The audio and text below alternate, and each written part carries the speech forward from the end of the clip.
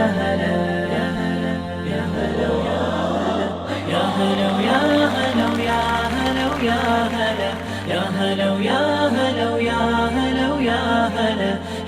قلبي على جمعة الخير هلا، حن قلبي على جمعة الخير هلا، يا هلا ويا هلا ويا هلا ويا هلا، يا هلا ويا هلا ويا. Bismillah ar-Rahman ar-Rahim. Assalamu alaikum and welcome to another edition of Let's Talk with me, Julie Alli, this gorgeous Wednesday morning. Of course, we're coming through to you live from our Sunning Hill studios right here in Johannesburg. And as always, a jam-packed program lined up for you. We're going to be celebrating Israeli Apartheid Week. We're also going to be looking at understanding and of course looking at the future of cryptocurrencies. Are they here to stay? Is this how we're going to be transacting in the future? All of that and more will be coming your way. But first, let's look at the issue around weight gain and weight loss. It's a multi-billion-dollar industry worldwide, and all sorts of weight loss programs promises you amazing and miraculous results. Do they work? Well, some of them do, some of them don't. It depends on how you adapt and adjust your lifestyle and your eating habits. We are in the days of abundance, and that also means that we throw caution to the winds as far as our eating habits are concerned, thus resulting in probably a global population who are obese. So we're going to be looking at obesity and the possible answer, one of the possible answers to obesity, and that is bariatric surgery. And to talk to us about it, it may be the answer for you, but not necessarily the answer for the general population. But Dr. Ismail Mullah is in studio with us. He practices at Sunning Hill Clinic here in Sunning Hill, Johannesburg, and he's going to unpack bariatric surgery for us. Assalamu alaikum. Wa alaikum salam.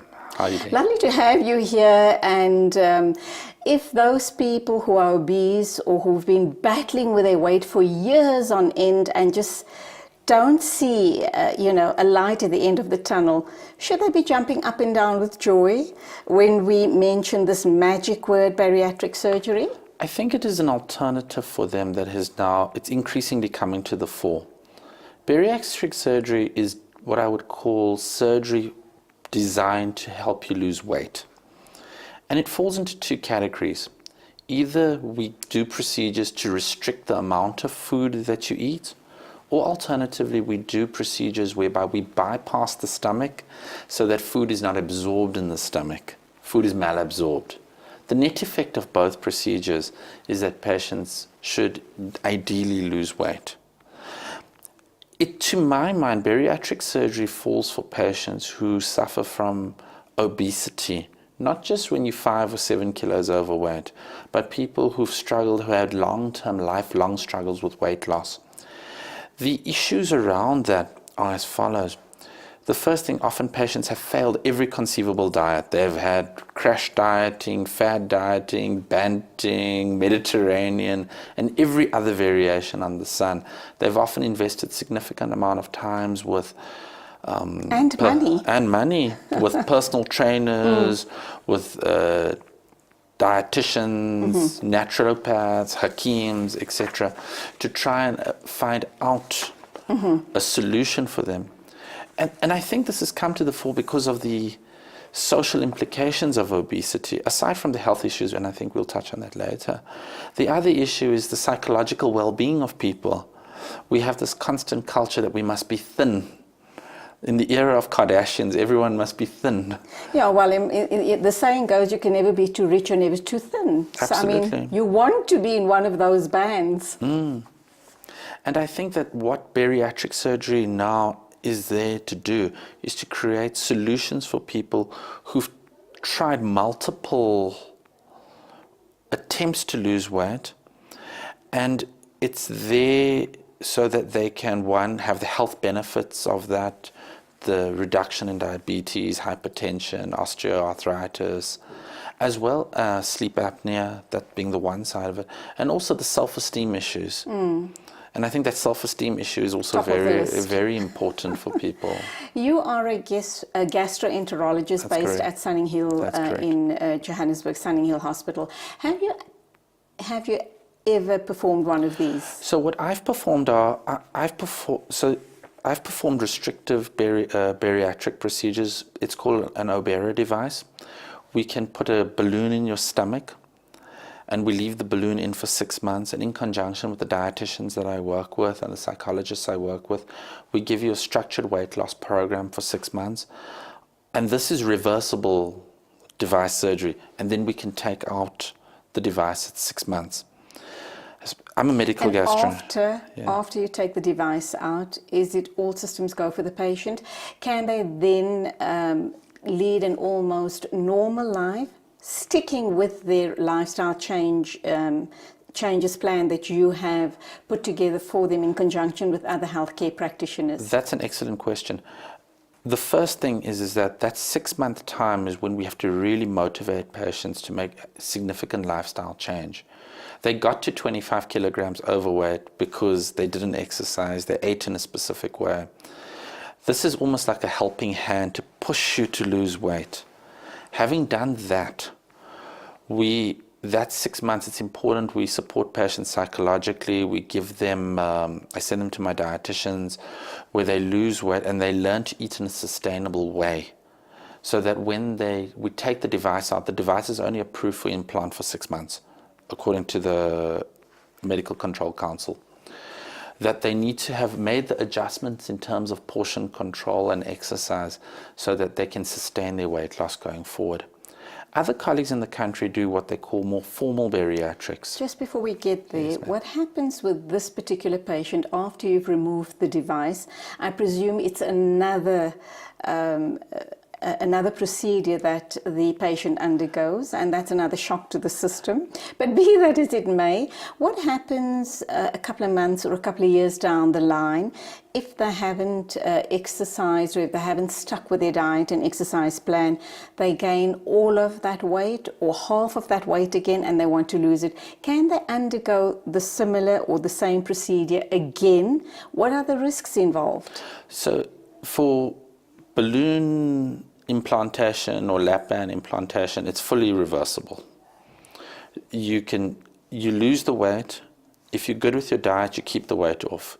If you have a very bad Ramzan or on December holiday. Yes, more like the December holiday. Right. Then what happens is that then you'll pick up weight. And we can redo the procedure. But if you fail the procedure twice, then I would suggest then that you go for formal gastric bypass surgery or endoscopic bypass surgery. For the listeners, the procedures I do, there are no needles involved. It's all done with the scope. Okay, the safest option, as we have been told by medical professionals, that the scope or procedures via the scope are the safest route for now. For now. They're time limited. To insert a device takes approximately 25 to 30 minutes. Removal of a device is 15 minutes. So there's no major complications associated with the procedure. Procedures get done with an anesthetist. Patients are sedated. So it's not a very invasive device. And to look at it in time perspective, that's no longer than it takes to go to the dentist. Okay.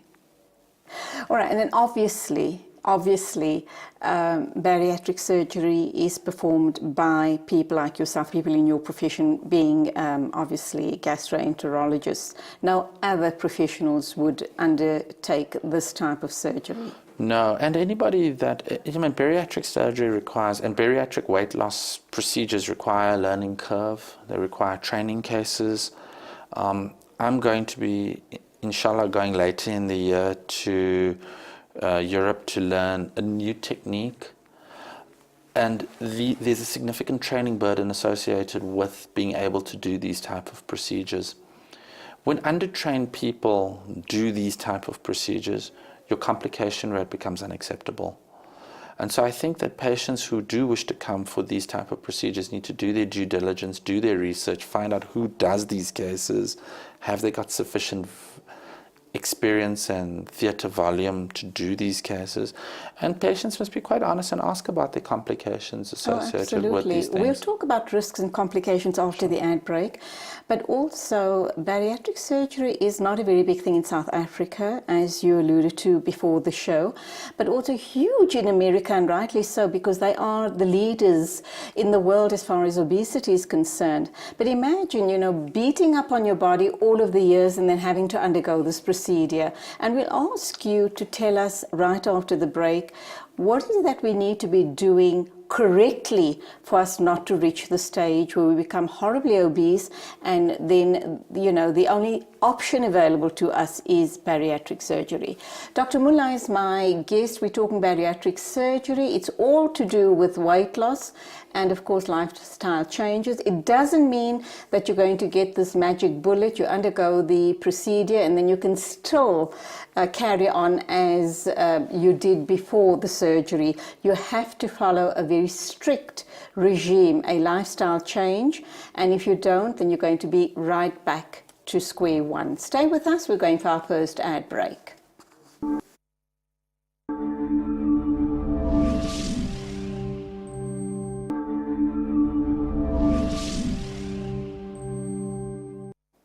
Still to come on the show, we're going to be celebrating Israeli Apartheid Week with the BDS, and we're also going to be looking at the future of cryptocurrencies. What is it all about? And let's try and unravel all of the confusion around cryptocurrencies.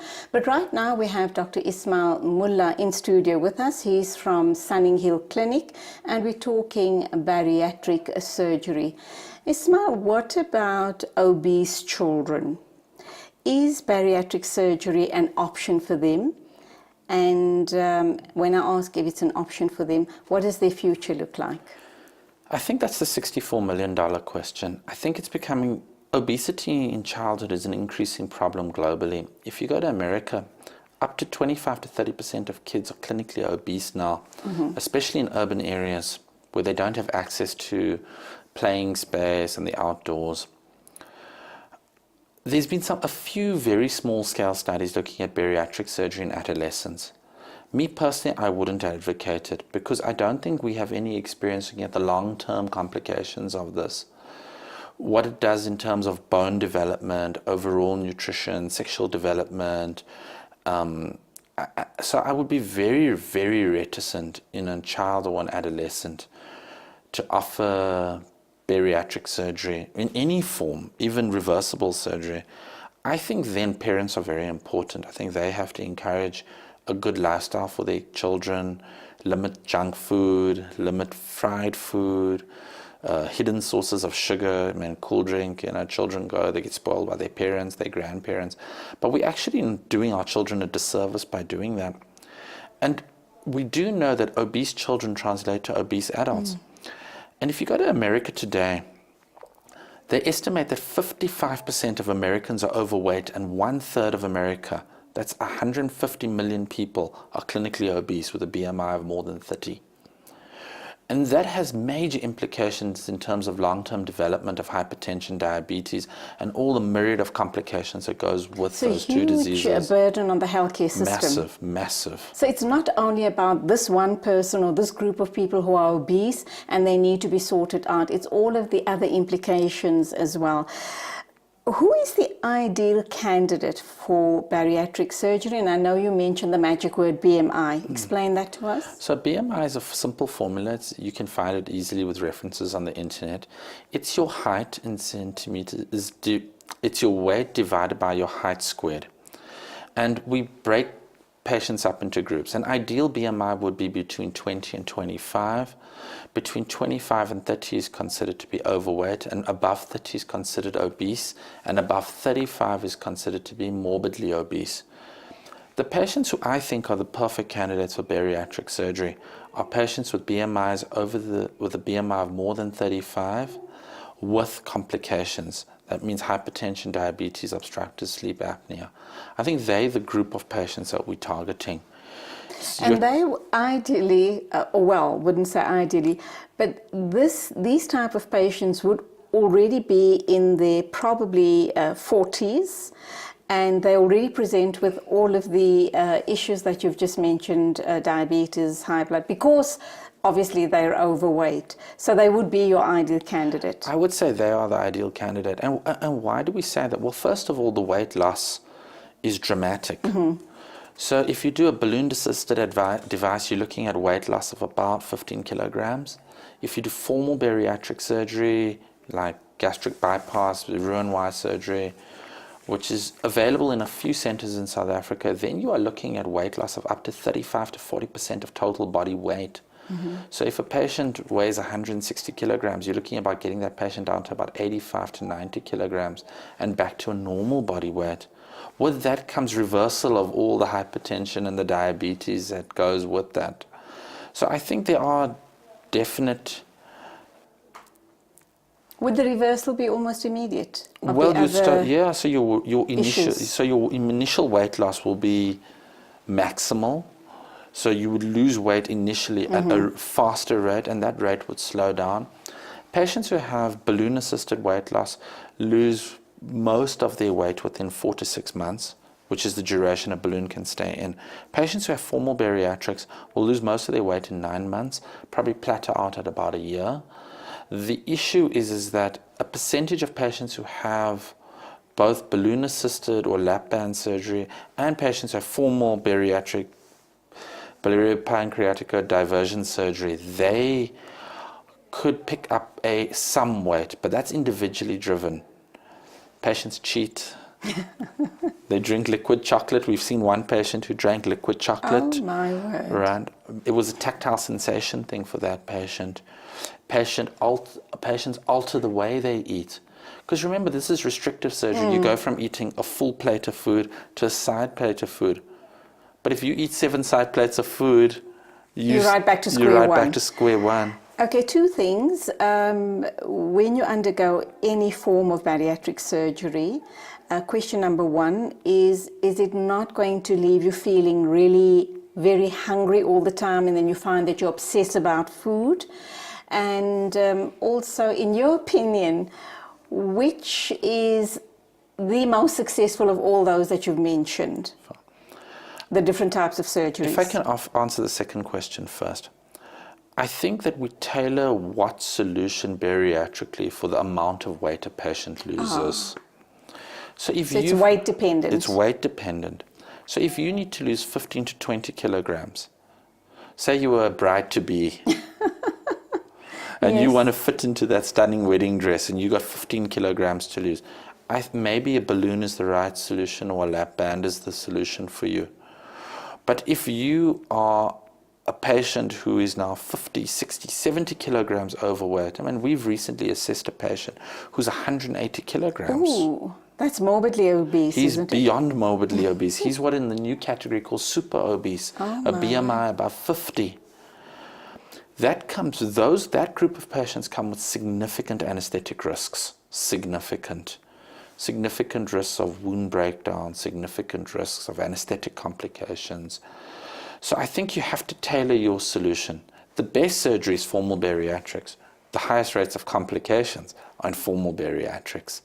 Reversible procedures, because they're much less invasive, shorter duration of procedure, they're often much, much, much faster to do. So I think you have to balance the risks and the benefits. You have to balance the patient's expectations. I think expectation is critical here. If you are 150 kilograms and you want to be 80 kilograms, then a balloon is not the right device for you. You need formal bariatrics at a bariatric surgical center. And that may not necessarily mean in South Africa. You may wish to go to America if your funds allow. You may wish to go to India if your funds allow. Because that's the other place in the world where extensive bariatrics is being done, in India. In the emerging Asian They're really subcontinent. in the forefront of medicine, are they not? They are. Lots of people go over to India for lots of different types of surgeries. We've had a fair number of patients who've gone to India. Just remember, when you go to India, the cost is less than in South Africa. We accept that. But quality is not, it's very difficult to figure out what quality you're going to get. And Let's look at, you alluded to some of the risks. Let's look at other risks involved, because it's not as easy as we possibly making out as we sit here and talk about it pretty casually. It's a very serious procedure that you are undergoing. So let's look at the risks, and let's look at the pre-planning and the post, pre and post-op. You also said to me that there are psychologists involved in the whole process, and obviously that indicates just how serious this procedure actually is. My standard of care is that patients have to see a psychologist and a dietitian prior to coming as part of the initial assessment. That is part of the initial assessment. It's a visit to myself or another practitioner, a dietitian, a psychologist. That's your minimum standard of care. Patients need to have the correct expectation about the procedure. If your expectation is to lose 80 kilograms, but the procedure you want to have only lets you lose 20 kilograms, you have to be able to meet that expectation gap as a doctor and as a patient. Then there are operative issues, and that's anesthetic risk, and that's why my anaesthetists and me, it's almost a hand-in-glove approach. I can't work without them, and they need me as well. And then post-operatively, different procedures have different long-term outcomes. If I put a balloon in your stomach, you're going to have discomfort for 7 days, and you're going to, for 7 days, have to eat pretty much a pureed baby food diet, and then we slowly start gradually adding back more normal food. So it's really long-term process. Long-term. We have 2 minutes to wrap up. Yeah. What are the other complications that one need to be aware of this? Number one. Number two, does medical aid cover this, and what sort of costs are we looking at? Right. Medical aids at this moment in time in South Africa don't cover. Even if you're morbidly obese and it's a risk to your health? It's considered to be aesthetic surgery. Okay. The costs are significant, and it depends on what surgery you have. Balloon-assisted weight loss procedures, you're looking at a cost of about 60 to 80,000 Rand. A lot of that cost is actually in the device itself. Patients are going for formal bariatrics who then need post-operative ICU, etc. like that. Then the cost is much more. That cost can be up to 250,000 Rand plus. So it's really dependent on the type of surgery and procedure you're undergoing. The other complication is that if you lose substantial amount of weight, and you've got substantial amount of skin tissue, so you will probably need a visit to the plastic surgeon to take away some of your excess skin as well. Mm-hmm. So you've got to contend with that as well. So you've got to contend with that as well. So in closing, what is the good news that you can tell us about bariatric surgery?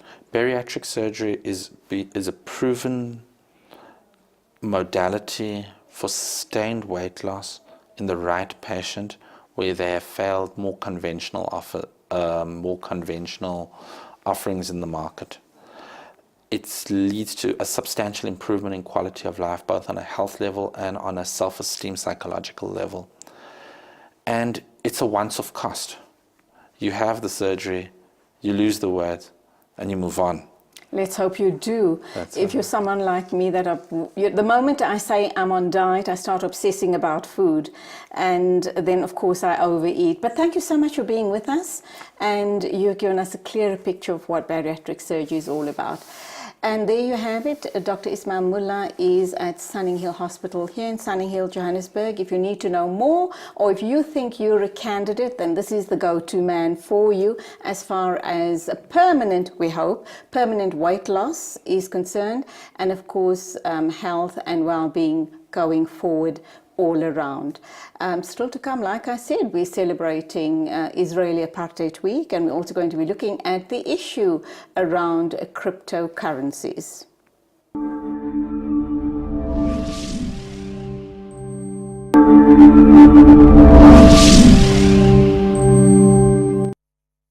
Welcome back. We are now going to unpack something that has confused me from the day I heard this terminology, and that is cryptocurrency. A couple of months ago on this very show, Let's Talk, we spoke about Bitcoin, which is supposedly taking the world by storm. But right at the outset, a disclaimer that I do want to make on the show is that Muslims in general don't seem to subscribe to cryptocurrencies because there's a lot of issues around possible compounded interest and other issues. But that's not the reason why we're doing the show. I'm doing the show this morning simply for you and I to understand how this works, how it operates, does it really work, what's it all about, and is this the future of money as we know it, and how we'll be trading in future generations. So let's talk to Umpo Dagada. He's pretty young and he's in studio with me to talk about cryptocurrencies. He's supposed to be the fundi. So let's understand how and why he came upon cryptocurrencies. And Paul, good morning. Welcome to the show. Thank you very much. Good morning, and good morning to all your viewers. Lovely to have you here. And when you walked in, I thought to myself, oh my, he's pretty young. Would he know enough about cryptocurrencies? Before we get there, what is it that you do in real life? Okay, so I'm the CEO of Invest in Future Currency. Oh, wow. And what we do there is we educate people on how they can get involved with blockchain technology, which is the sort of back end of cryptocurrency, and how they can get involved in understanding what cryptocurrencies are, how they work, and how they can actually transact using cryptocurrency. So that's what we do. We teach people how to get involved with cryptocurrency. You're very young. And you're now the CEO of your own company. That tells me you're making a lot of money. How did you happen onto cryptocurrencies before you got involved here? What were you doing? So what happened is I was studying in university. I was in my third year. Studying what? I was studying corporate communication at the University of Johannesburg. And I got introduced to digital cryptocurrencies from someone who wanted me to buy them a Bitcoin, as you'd have it. They wanted to send money over to Russia, and they wanted the fastest way to do it. And they said to me, look, it's through cryptocurrency. Can you help me do this? So when I bought it, the value of it appreciated. And from there on, that's when I realized, okay, there's money to be made here in this new global technology, and I wanted to understand more. So that's where it all began, in me understanding what it is, how it works, how to get involved with it. So when you were asked by this friend to buy Bitcoins for him or her, you obviously at the time knew nothing about it. So how did you conduct your research and then bought the currency and realized the value of the currency? What exactly did you do? What were the steps you followed? So what happened is I went on the internet, as it is of today, that a lot of research is done on the internet. I went on the internet, and specifically platforms like YouTube, but as well, obviously, literary work that I actually had to read up on to find out what is this thing, what is this decentralized technology. So I started reading up about it, communicating with people who had gotten involved with it through blogs, etc. And through that, I started understanding it better as to what it is, how it works, and how one can get involved with it.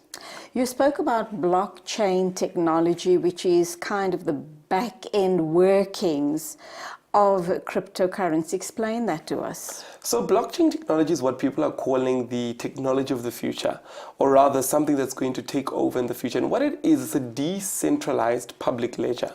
And what that means, I always like to make the comparison between a normal bank as well as a blockchain. So a normal bank, they've got their own ledger, but it's not a public ledger, where the bank keeps a record of all transactions that have ever happened.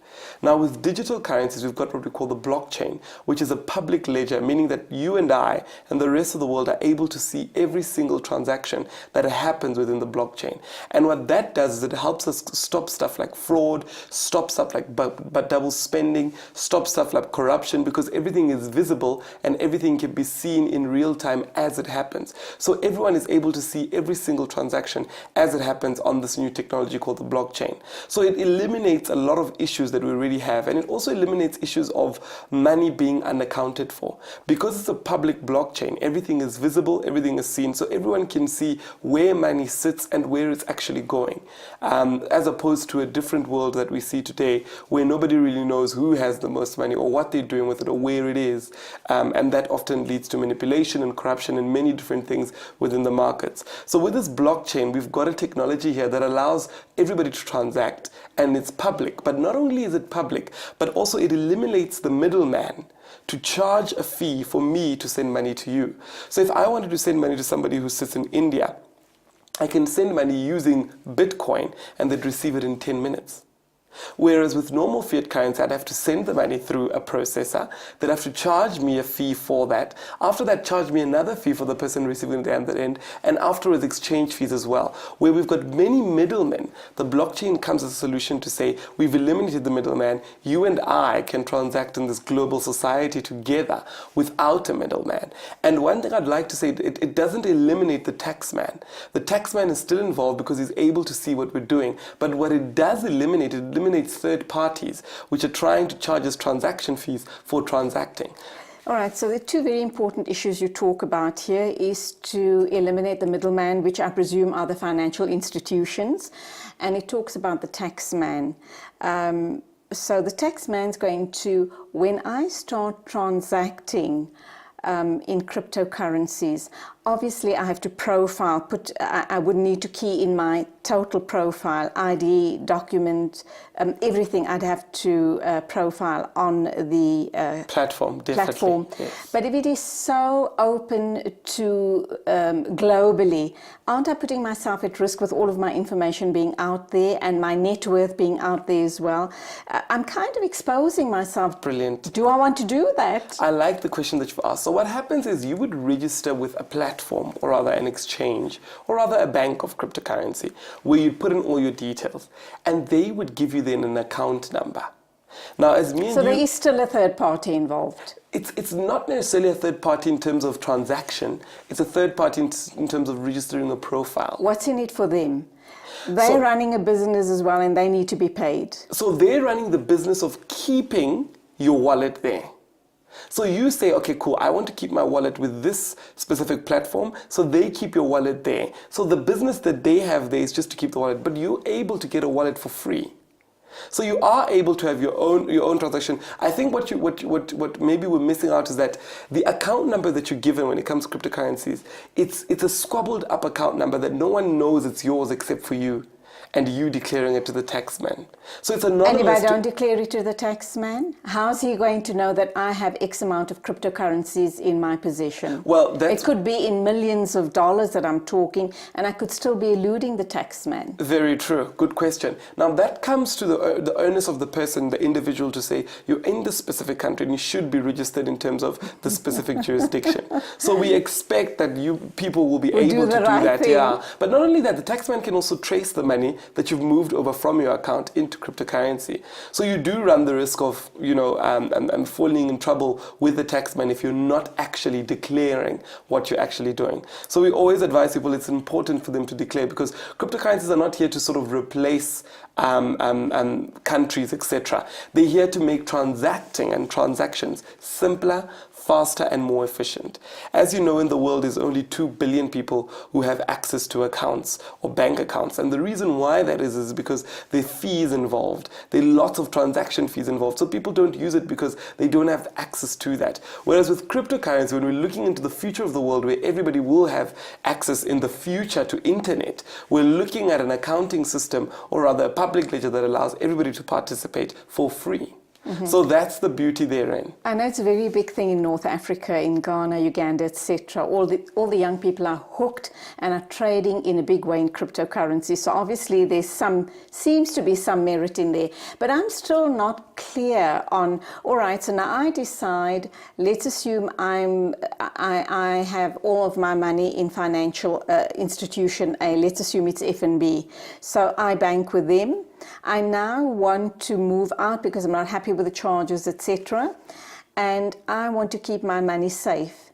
How do I withdraw all of that money? Let's assume it's R1 million and put it into cryptocurrencies. How's that going to be safe? And if I want to purchase everyday things on a weekly or a monthly basis, how do I go about doing that? I like that question. Firstly, the example you used, FNB.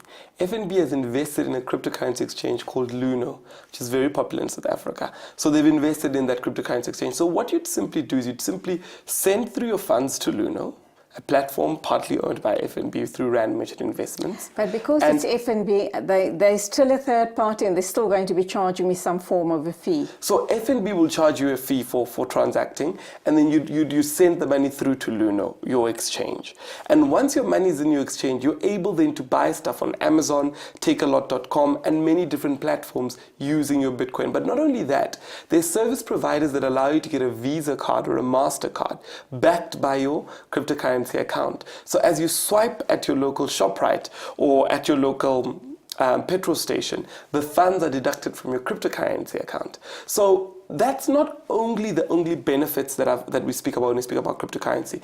The reason it was actually created was to protect people from financial manipulation. Let's take, for example, an example like Zimbabwe, a neighboring country. When everybody was losing their money there because of what the government situation was doing, or other political situation, where people were losing their pensions, after having worked 40 years and now your pension is worthless, after having built a certain amount of money, you have nothing left. What then is the solution to those issues?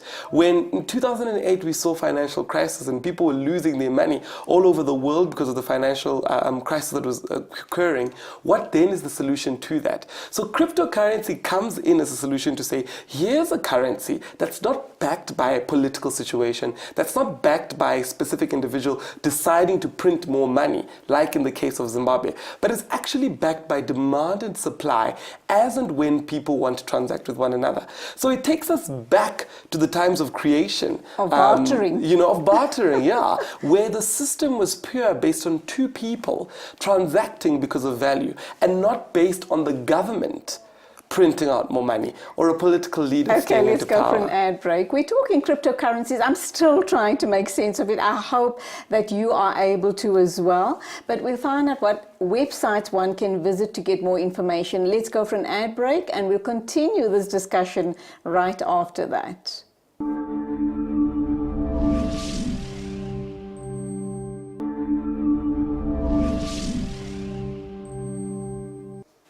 Mpho Gada is in studio with me. He's the CEO of his own company. We're going to ask him in a minute, what is his company called? We're trying to understand cryptocurrencies. I'll be very honest, 12 minutes into this issue and I'm still not quite understanding what cryptocurrency is all about. I just feel someone somewhere is possibly taking a fall for the currency having increased in value as it has.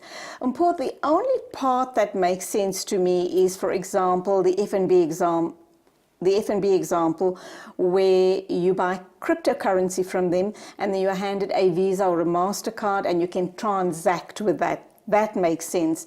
Now, for example, a couple of years ago when Bitcoin came onto the market, let's assume it was selling for $1,000 a Bitcoin. Today, you tell me Bitcoin is worth $110,000. Rand. Yeah. 110,000 Rand around there. A Bitcoin. Yes. It's gone through the roof. It sounds totally too good to be true, almost unrealistic. Who is carrying that? Somebody has to be funding this. Okay, so let me explain that, but I must correct you. It's not FNB that would give you the card. So you'd put your money into an exchange, which has an added platform that allows you to get a Visa card. So it's not FNB that does it. It's different exchanges that do it. But let me just explain where the value comes from. So the way that the cryptocurrency structure is actually done is the creator Satoshi Nakamoto looked at the financial system that we have today and say, where does the value actually come from this financial system? People are just printing money. Governments are just printing money and saying, look, this money is worth something. And when crashes happen, there's no justification because money was just printed according to legislation. So the question then became, how do we make cryptocurrencies not like financial systems that we have today, where, for example, Zimbabwe just printed money? How do we secure it to make sure that nobody's just printing it so that there's no value into it? And what happened there is the process of mining then came into place. And this is the business part of cryptocurrency that many people like myself get involved with, mining. Now, what you do with Now, we're mining... not talking regular mining as you and I know. We're not talking regular mining. To a mine site or a mining company. Yeah, no, we're not talking that. We're talking It's about... just a terminology. It's a terminology. And what this terminology means, it means that it's the verification as well as the regulation of additional units of this Bitcoin or of this cryptocurrency. So verification and additional units being created. And how this process is done is it's done through a supercomputer which solves mathematical problems to do what? To verify transactions that I'm actually sending you Bitcoin and I'm not cheating you out of your Bitcoin. 2, it regulates the generation of units of currency of the coin. So it means that you can't just print it out at a rapid pace. It's done through this specific process, and for that you need to buy the supercomputers, you need electricity, you need internet, and that value created there, that's where the value comes from. So you can't just mine a Bitcoin or get a Bitcoin out of nowhere. It needs to be mined through that process. And what that mining process actually is you verifying the transactions that people are doing. So it's a decentralized technology where the world is getting involved at different aspects, but no one is actually sitting there controlling it because it's decentralized. You can verify it through your supercomputer, somebody else, but we're all using the same program. So it's what the world is moving into when we start speaking about the Internet of Things, where everything can be coded and everything works together without third parties getting involved. Now, just a question about the value. Now, the value of it comes from the fact of 1, it's actually created through this process called mining, but rather 2, adoption and people getting involved into it. So remember, back barter exchange, you would value the work that you did and you would say, my cow is worth 20 bags of maize, and then would exchange from one person to another. The same with cryptocurrency. It's based on the value that people are putting onto it, but not only that, also the value of mining it, because you can't just get it out of nowhere. So there's an entire economy behind it, and there's lots of money to be made within the process of you buying supercomputers and actually doing what? Verifying and mining those Bitcoins. So you're actually making money through the work that you're actually doing there. So that's a lot about what I do. I show people how they can get involved in that and process. Yet you say there are no middleman involved, and here I'm hearing so many middlemen involved, and nobody does, there's no such thing as a free lunch. Everybody needs to put bread on the table, so those middlemen are also getting something out of it. That's number 1. And number 2, you do know that certain well-known international financiers have suggested that Bitcoin and other cryptocurrencies that have risen so astronomically are heading for burnout or for a fall. Interesting. For a crash. Interesting. Now, to your first question, I speak about the middlemen. The middlemen, what we mean by cutting out the middlemen, we mean that cutting out specific institutions that say for you to transact, we will charge a certain amount of money. So if you, for example, the example I used in the beginning, if you had to send money to India, there's so many different middlemen before the money arrives away in India. Whereas with cryptocurrency, it's automatic and it's quick. But who are the middlemen therein? Those are the people that actually verify and do what? Make sure that your transaction is valid. And those people are called the miners. So it's not And how do they get paid? They get paid through the fee that you would actually allocate to your transaction going through. So you're able to... So you're still paying a fee? You're still paying a fee, but the fee is not going to an institution. The fee is coming to me because I have a supercomputer. The fee is coming to somebody in Europe because they have a supercomputer. In Uganda, in Kenya, in India, in China. So the fee is now decentralized. So I'm still paying a fee? You're still paying a fee, right. But the fee then goes to the people who are involved. And here in South Africa, we have tens and thousands of people that are actually involved. So the fee is going back to the people who are actually doing the work and not the institution that's just there to charge you. So that's what we mean by decentralized. It's a community of people agreeing that, look, for our work that we're actually doing, this is what we're actually going to charge you for it. Paul, you really sound like you know your stuff. I mean, you're the CEO of your company. What's it called? Invest in Future Currency. There you go. And you've told me off air that you're very comfortable. You've made lots of money out of cryptocurrencies. But are you not worried that people are pointing fingers and calling organizations or people that are involved in cryptocurrencies that are talking about it as some form of Ponzi schemes, number 1, and that when the crash comes, like I've said, lots of people are predicting a massive crash of cryptocurrencies because it's not tangible. It's not tied into a country's gold reserves or whatever the reserves of the country might be, and a lot of people are going to get burned. I like that you've mentioned that, and I always believe that as a leader within the industry, it is my responsibility to inform people that there are a lot of scams out there where people are trying to take your money without actually giving you any service or any knowledge on things. So what I always say to people, and this is the reason why I opened up a training institution to educate people and give them the correct information, to say that always seek the correct information before going ahead into cryptocurrencies. So you're training people in cryptocurrencies? I'm training people in cryptocurrencies how to make money. What are the opportunities? What are the businesses that can come out of here? What can you do to actually make the money here? So that's what I do. But what I wanted to actually mention to you, which I find quite important, and people should take note of this, is that when most industries start, because it's the beginning and a lot of things are unclear, we have a lot of assertions and a lot of things happening. But as time goes by, regulation comes in and shapes the industry in the way that it should go. And is that going to happen with cryptocurrencies? That is already happening with cryptocurrency. The same way when the internet started. People said this is a platform for thugs. People said this is a platform which people are going to use to abuse and manipulate people. This is a platform that cannot be regulated because people didn't understand it. But you look today, it is the people that actually got involved into the internet early that are sitting today as our leaders within this internet age. Okay, so I'm still a skeptic as far as cryptocurrency is concerned. So let's talk about your training program. Should I attend? How long? What are you going to cover? And would it be one-on-one or is it a classroom situation? Perfect. So we've got a website, www.investinfuturecurrency.com, and you'd apply there for the specific course that you'd like to do, and we'd put you in and suit you as to your specific needs. I'm currently doing a tour around South Africa. This on the 24th of March, we're in Polokwane. We're in Durban as well. 2 weeks after that, we're in Kimberley. We're going over to Zimbabwe. We're doing Nigeria as well. We're doing Botswana. So we're doing many different countries. So please go onto my website, www.investinfuturecurrency. Under the events tab, you'll find the different places where we're going to. And you can apply to attend a free cryptocurrency conference where I will be teaching people and explaining for free.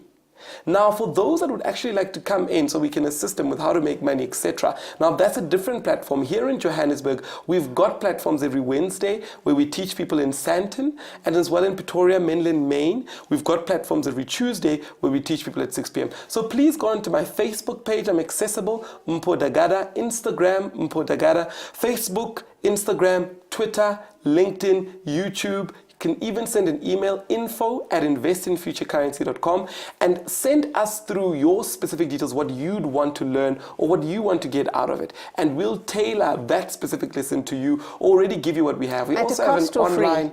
So we have the free conferences, which are happening, and we also have at a cost, which is online. So we've got an online platform where you can choose the courses you want to do, and you can pay for that. And we've got physical consultations, which I do here in Johannesburg. All right, let me ask you this question. Let's assume I take R1 million now, and I invest it in cryptocurrencies. I convert it to cryptocurrencies, and a couple of weeks or months down the line, I'm just not making sense of it.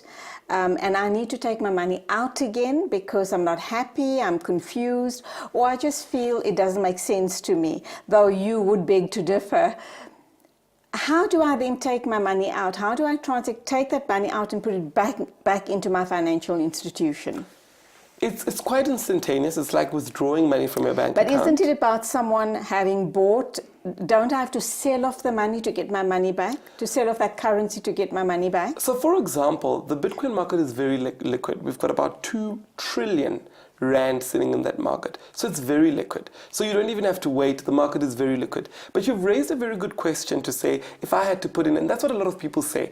And that's why I've opened up the Training Institute to say, I wouldn't advise you to do that. I would advise you to structure things properly so you're getting a fixed return on what you're doing, and you're also doing things that you actually know that you're doing. So it's not about you just throwing in the R1 million. It's about you being guided as to this is what you can expect, this is what will happen, and this is what is actually happening, so that you understand better what you're actually doing with your funds. A lot of young people are going this route to try and make a fast buck overnight. Am I right? A lot of people are doing it. And yeah. are they actually succeeding? again allude to the crash and burning your fingers. What can go wrong, or what has gone wrong thus far where people have lost vast amounts of money? I like what you said. A lot of young people are getting involved in that way massively. And a lot of people have made a lot of money. We've got a certified billionaire status in South Africa of somebody who's invested in cryptocurrency. A lot of people have made a lot of money. We've got different institutions like Naspers, which is one of the biggest companies in the country, that's invested in there. So a lot of different companies are getting involved, and a lot of individuals are getting involved because they see the future there. But what's important, and I like what you've raised to say, what are the risks that can get involved? What's important is everyone needs to get involved with specific knowledge as to what they're getting involved with and how it actually works and why they're actually getting involved. They need to understand what's actually going on, and that's why I advise people, even if you can't attend, even if you look at the events we're hosting nationally in Durban, in Polokwane, in Cape Town. I'm in Cape Town this weekend, by the way, so anybody in Cape Town, we're hosting a specific class to teach people how they can make money through cryptocurrencies in Cape Town this weekend. Contact our office. We've only got 10 spots available, 10 spots left. So if you're in Cape Town, please contact us. And it's important to advise people and teach them how to actually go about it, and teach them the risks as well, because there are risks in cryptocurrency. So teach them the risk and teach them how to protect their money. Right. You know? I certainly have to attend one of those courses. Now, Bitcoin is in everyone's faces. What other currencies, obviously cryptocurrencies, are on offer? So we've got something known as Ethereum, which is a cryptocurrency that speaks to smart contracts. I won't go too into it, but just to explain, a smart contract would be a contract that me and you can set over the internet, which self-regulates itself financially. So it's a very beautiful instrument, and lots of people are getting involved with Ethereum because of that beauty. We've also got Ripple, which one of the head developers sits in Cape Town. We've got Monero, which is one of my favorites as well. Dash as well, and one of my favorites. And each one of these that you're talking about, why are the favorites, and what is the value? What did it open up at? What is the current value, and where do you see it going to? The reason why it's the favorites is the people that are actually involved within these cryptocurrencies. So for example, you find that the Bank of Japan is involved in Ripple. So the reason why they're involved in Ripple is because banks are saying, well, we do transactions much quicker with this cryptocurrency. Banks are saying we use it ourselves. So that's the reason why it's favored, because we've understood why it's developed, the solution it's solving, and who's actually gotten involved. One of the head developers of Google is one of the head developers of Litecoin. So you'd understand that a man that has developed and created Google is now developing and creating what? This digital cryptocurrency. So these are the reasons why we get involved. Alibaba has also asserted that they want to get involved with different cryptocurrencies as well. We've also got Richard Branson, who's a big supporter and a big investor in cryptocurrencies. So it's dependent on the information that we receive based on the cryptocurrency. And with that said, there are some bogus coins out there that are not worth anything or that are going to crash very soon. And it's important for people to get the right information so that they invest with the right platforms, or rather they get involved with the right platforms and the right coins at that specific time. In closing, let's ask, people seem to have this perception, I do too, that it's a way of making big money very quickly. Is that true? Look, I'll take it back to the gold rush. When gold was first discovered, everybody wanted to get their hands on gold, and the gold kept on increasing because why? It was new and everybody saw its future potential. And today we sit in a world where gold is actually valued. Same with the internet. When the internet started off, everybody wanted to get involved that knew about it because they saw the potential in the future. And that's the exact same thing that's happening with cryptocurrencies. Mm-hmm. Everyone is wanting to get involved because they're seeing the potential and they're seeing where the world is going. This has the potential to replace currencies as we know them today. So that's the reason why there's lots of financial gain currently. And yes, there is a lot of money to be made. But with that, I always caution to say, educate yourselves and don't just do things blindly. Know what you're getting involved with and understand what you're actually doing so that you are actually able to make that financial gain. Is this the future as far as money or financial institutions are concerned? In perhaps 10, 20 years' time, is this how we're going to be transacting? And does that also mean that we're going to be seeing the closing down of major financial institutions all around the world? I think the better word to use, not to see the closing down, but to see financial institutions becoming more transparent, and stop manipulating individuals and people in specific countries.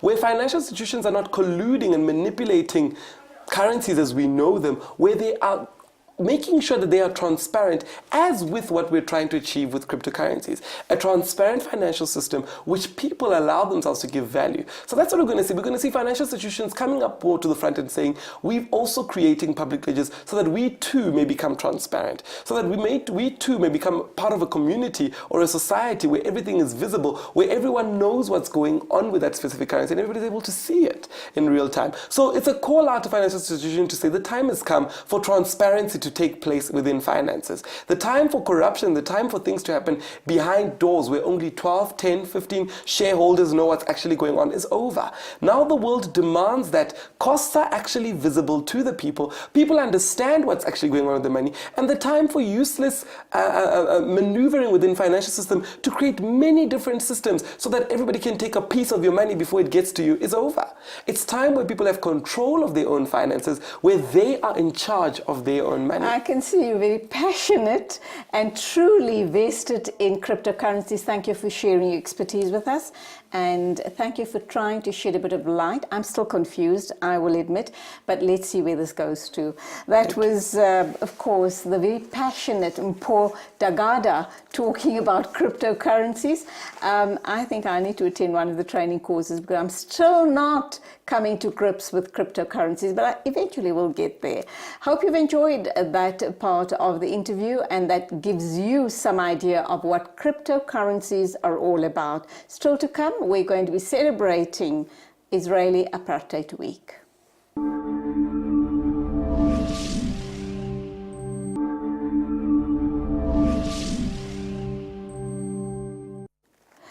Now, the 14th annual Israeli Apartheid Week of Action will be taking place all around the world, not only in South Africa as we know it, but globally. And of course, it started on the 19th of February and it will end on the 17th of April. Now, why is it necessary to have this events taking place all around the world? We in South Africa are very active as well with institutions like the BDS and PSC and a whole host more. Let's understand why we need to become involved and what is this all about. Our first guest is from the PSC and her name is Nonkululeko Tambo. Morning, welcome to the program. Good morning, thank you for having me. Lovely to have you here. Now, let's understand your involvement with the PSC and how you tied in with BDS. So I'm the chairperson of the Palestine Solidarity Committee at WITS. We work with the BDS closely, just given that our politics are the same. And also a lot of BDS people are from WITS anyway, so there's just that familiarity that has happened. But yeah, mostly it's just because we're fighting the same cause, so why be separate, really? Yeah. Why did you become involved in the PSC? Because I'm an African nationalist, fundamentally. I think that, as we always quote, Mandela says our freedom is not complete until Palestine is free. Mm-hmm. And I think that when you look at just how the balance of forces has played out in the world, Africa is very much affected by the colonial project that is happening under Zionist rule currently. And for us as African people to ignore it would be to our own detriment. So I think that our liberation must be complete or nothing at all, or else we're always going to be biting on a semblance of freedom and never actually get the full thing. So that's why I became involved. Yeah.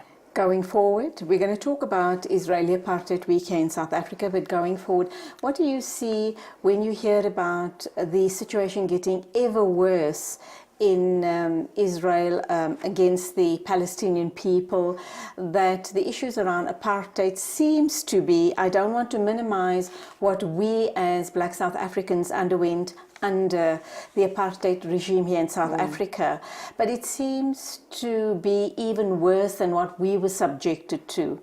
How do you identify with that, and does it make you ever stronger to hold up the flag for them? I think for on our side at least, I don't think we've ever compared the struggles just in terms of intensity. What we did, however, was know that resistance is always greater when the reward is greater.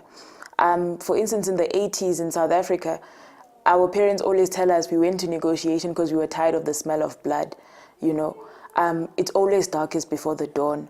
So it is that much more motivating. It's that much more encouraging to wake up in the morning and dedicate yourself to this struggle, because we know that the reward is so great because they are resisting so much, because there's so much gunfire, because we are tired of the smell of blood. And so we know that the freedom will be worth it. So that for me is, in as much as it might sound counterintuitive, it's very motivating. It's a very motivating factor. I don't want to sound negative on this aspect, but when I see the scenario playing out with all the negotiations and counter-negotiations going on between Israel and Palestine, where we see that Palestine or the Palestinians are a totally invisible and voiceless people, and that it seems that the rest of the world really doesn't care, apart from pockets of people like the PSC and BDS all around the world. Pockets of activists around the world. And I kind of wonder, when is this madness going to come, is going to end? To me, it doesn't seem anything in the immediate future. It seems very far down the line. Are you as PSC and BDS in for the long haul? Definitely. And it was strange at the talk last night that we had. Professor Farid Isaac was telling us that when they went to war, they never expected to win. But it was the resistance itself that reminded them that they were human, And I think that is the essence of everything that we do. It's a fight for humanity. So if resisting is to be human, then in every single way that we are alive and we resist, we will continue to fight the struggle. So I don't think the struggle is limited to me as a PSC member or as a BDS activist. I think just in every waking moment that I feel that I need to be human, I must resist. So we're in it until it's done. Let's look at Israeli Apartheid Week that's unfolding here in South Africa. We also know that you have a visiting academic. He's an author, he's a journalist, etc. He's a Palestinian, but he lives now in the United States. He's brought a very, very strong message to activists like yourself here in South Africa. Talk to us, because at the talk last night, I presume he was there as well. Yes. Let's talk about just how inspiring he was, and what is he saying about the work carried out by activists in South Africa in support of the Palestinian people. And I've thrown a whole host of questions at you. And just how dire is the situation in Palestine? So when Ali Abunimah came, I think just him coming was inspiring, and it was inspiring in its own way, just because he came all the way from America to give us a message. And from last night's talk, what he said was, we are doing much, but we must never rest on our laurels and think that it's enough, right? The strides that the South African government have taken are great, but we haven't met it yet. We haven't gone all the way yet. Especially when we compare the solidarity movements that were for us during apartheid. It wasn't just limited to downgrades of embassies. It was monetary value. There was military value. There was a genuine sanction of the apartheid government by all African states. And what he was saying to us was that let's meet history where it was, basically. Let's move it up, because the situation is dire. And the people are continuing to be smothered as they are enclosed upon by the Israeli government. So that was his message to us, just to hold strong and to do more, and to do as much as we can. And in terms of just how inspiring that was, I think it was inspiring not only because he was there, but because of the audience itself, because we had some more aged members of the community. There was ladies from the Women's League, there were even EFF members, but it was a variety. But just the age of people was really inspiring, because when he spoke about solidarity, they knew exactly what he was talking about from memory. They agreed with him and they said, yes, he's not lying. We remember going into Lusaka, we remember going into Botswana and being taken in as friends and given everything that we needed. And so the conversation, just watching it as a person who's in their youth and watching people share memories of how they defeated an entire system of oppression was beautiful, because you know that it can happen again. That it is a possibility and Exactly. it can happen. Let's go for an ad break. Nonkululeko from the PSC, she's the chairperson, is here to talk to us about Israeli Apartheid Week and to remind us that the Palestinian struggle is still ongoing. It doesn't matter for how much longer it's going to be ongoing, but it is still there and we need to be active in this space.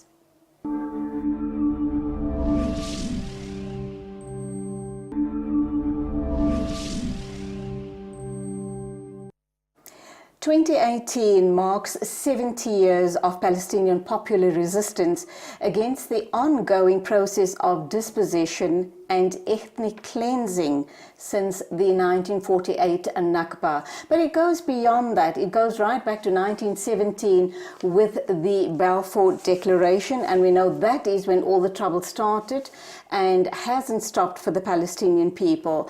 And having said that, the more we talk and discuss the Palestinian situation, and as much as support there is all around the world, the United Nations have slammed the Israelis for all of the atrocities being perpetrated on the Palestinian people. It just seems to be getting worse rather than better. The Palestinian people are being trampled upon like never ever before. Are we going to see some light? Are we going to be able to win this fight? Is common sense going to ever prevail in that part of the world? I think we can't not believe otherwise. Especially coming from an African point of view, it took 400 years for us to get here, you know. And which with each generation they believed that it could happen. So we can't believe otherwise. It will kill our spirits. But ultimately, I don't depend on the common sense of the Israeli people, I must say. On the Israeli government, let me say, I don't believe in that common sense. I think that it's going to take a concerted effort from every thinking person in the world to do something about it, and it's going to have to be forced to end, just like apartheid here was forced to end. And we must believe. Above all, we must believe, not only for the Palestinian people, but for ourselves to get up in the morning and do this again. We must believe. How do we conscientize young people? And I think Israeli Apartheid Week is a wonderful way of getting strong messages across to young people, very especially young people like yourself. You were not subject to the atrocities of apartheid here in South Africa because you were way too young. You were born way after that. How do we conscientize our young people to be aware of fighting for the ongoing freedom and emancipation of the Palestinian people? I think fundamentally, and the reason why I always go here is because people think that activism is going to jail and putting your life on the line all the time, and sometimes it does go there, but activism is also just remembering the truth, because there's always a concerted effort by colonial powers to cover up the truth and to turn it into whatever narrative that they want it to be. Even in South Africa, we were told that no, black people came after the Afrikaners. And we were in different parts of the world, we were told we are religiously smaller, we are in this way smaller. We're told, no, we are not from here, we're from here. So I think just remembering the truth in front of your parents, in front of your friends, in front of any single person, and also standing up for the truth when it's being maligned. That for me is the beginning of activism. It's the word. It's remembering the truth of everything that happens. And once everyone knows the truth, I think that especially when you're speaking to a dispossessed person, they know exactly what that means to be colonized. They know exactly what it means to be under an apartheid system. And so you've already planted the seed of activism. There's very little you have to do after then. You just have to call them to the party. Let's talk about all the events that are unfolding via BDS and, of course, in collaboration with PSC as well. So all systems go. What can we look forward to? What do we expose ourselves and our children to? And how do we further conscientize ourselves?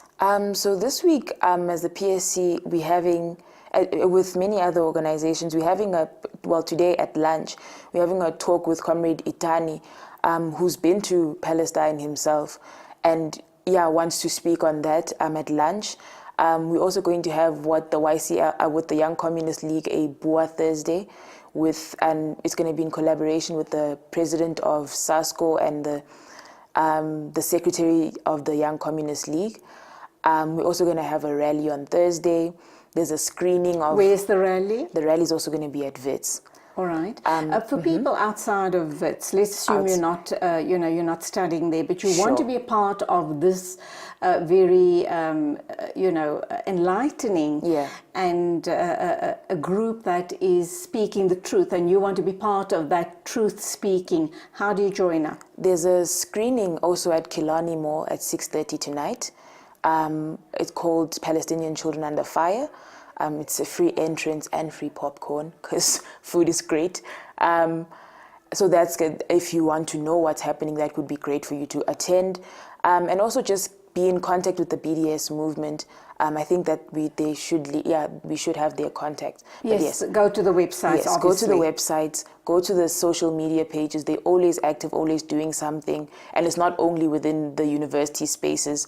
I think they're also planning a fashion show soon. So it's different forms of activism. It's not just fist raising. Yes, absolutely, absolutely. So I think if you want to genuinely be part of it, go to the BDS site, find out what you can, be part of the movement. All their contacts are on there. And in closing, your message to young people on how to, in your own very small way, to make a difference, what would that be? In your own very small, insist on humanity. Insist on your humanity is what I would say. Insist on the truth, insist on remembering it, and insist on defending it. And in that, you will be a warrior of the time. That's all. And post-Israeli Apartheid Week, the work doesn't stop, does it? Ever. Post-Israeli Apartheid Week, as the PSC, we plan on working with other CSOs within the school, because what our vision is to align our struggles and fight them head-on once. So with there's a new CSO on Club and Society on campus that deals with as an anti-slavery movement. We'd love to work with them. There's a food sovereignty group that we'd love to work with. So we're broadening our aspect, basically, bringing the message back home and bringing home back to the message, basically. And that's where we leave it. Good luck with Israeli Apartheid Week and all the activities that you've got obviously planned, and just being behind the Palestinian people. And once they are emancipated, I'm more than certain we'll find other causes to put our weight behind. God bless. Thank you for being with us. Thank you. That was Nonkululeko talking to us about Israeli Apartheid Week. And please, please, please make your voices heard in whatever way you can, however small a way you can. The Palestinian people need our support. Let's not give up on them. And that's then where we come to the end of the show. Thank you so much for being a part of the show this morning. A big thank you to the production team. Until Saturday, as always, take care on the roads. Have a great week. And it is Khudafiz from me, Julie Alli. Ya hala, ya hala, ya hala, ya hala, ya hala, ya hala, ya hala, ya hala, ya hala, ya hala, ya hala, ya hala, ya hala. حن قلبي على جمعة الخير هلا، حن قلبي على جمعة الخير هلا، يا هلا ويا هلا ويا هلا ويا هلا، يا هلا ويا هلا ويا هلا ويا هلا، يا هلا ويا